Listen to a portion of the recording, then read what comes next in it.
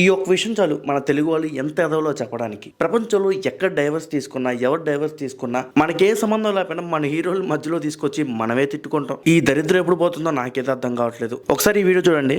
Politician కి second setup ఉంటే election లో పోటీ చేయనీరు తెలుసా? దీని గురించి మనం తర్వాత మాట్లాడుకుందాం. నిన్న విజయ్ గారి వైఫ్ సంగీత గారు కోర్టులో డైవర్స్ అప్లై చేసింది. నాకు విజయ్ గారి నుంచి డైవర్స్ కావాలని చెప్పేసి. ఎందుకంటే అక్రమ సంబంధం ఉంది హీరోయిన్ తో, అందుకని చెప్పేసి నేను ఎంత చెప్పినా వినట్లేదు, తనతో కొనసాగిస్తున్నాడని చెప్పేసి చెప్తుంది. గత 5 ఏళ్ల నుంచి వీళ్ళిద్దరు విడివిడిగా ఉంటున్నారంట. విజయ్ ఫ్యాన్స్ కనుక నన్ను అటాక్ చేయాలని చూస్తే ఖచ్చితంగా మీ అన్న జీవితాన్ని నేను రోడ్డు మీద పెడతా, నా దగ్గర చాలా ప్రూఫ్లు ఉన్నాయని చెప్తుంది.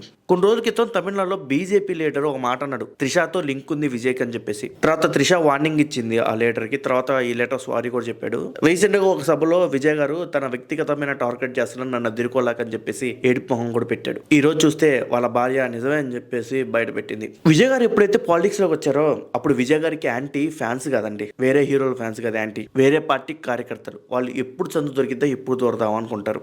ఇవన్నీ తెలుగు ప్రజలకు కొత్త కదండి, ఎందుకంటే ఆల్రెడీ పవన్ కళ్యాణ్ విషయాల్లో లాస్ట్ 10 years చూస్తూనే ఉన్నారు. మొన్నటిదా నేనేమనుకున్నా అంటే తెలుగు వాళ్ళు ఎందుకు ఎంత దరిద్రంగా ఉంటారు అనుకున్నా. పాలిటిక్స్ అనే రోజు ఎక్కడైనా వచ్చారు నాకు ఇప్పుడు అర్థమైంది. ఫైనల్లీ మహేష్ బాబు గారు చెప్పింది నిజమా కాదంటే నిజమండి. బట్ అది ఎలా అక్రమ సంబంధం ప్రూవ్ అయితే 2 ఏళ్ళు జైలు శిక్ష అనుభవిస్తే అప్పుడు పోటీ చేయడానికి నువ్వు అనర్హుడు. దీనిపై మీ అభిప్రాయం కామెంట్ బాక్స్ లో కామెంట్ చేయండి. మళ్ళీ కలుద్దాం వేరే వీడియోలో.